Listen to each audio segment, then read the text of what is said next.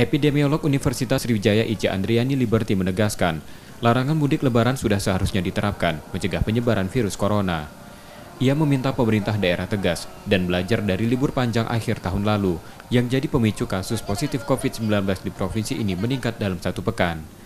Meski vaksinasi sedang berjalan, masyarakat tetap bijak saat lebaran dengan tetap di rumah karena mobilitas berisiko tinggi dalam penyebaran COVID-19.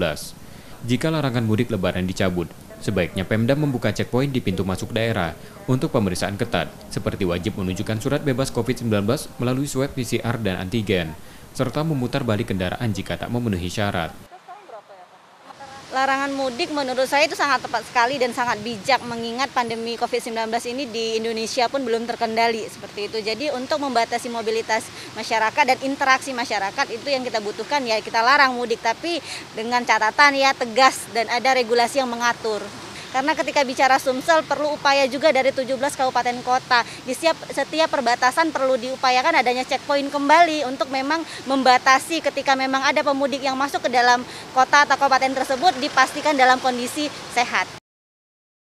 Pemprov Sumatera Selatan tak melarang warganya mudik lebaran dengan persyaratan ketat tahun ini. Relaksasi itu wajib disertai pengawasan yang benar. Rizky Oktora, Muklas Diferensial, Kompas TV, Palembang.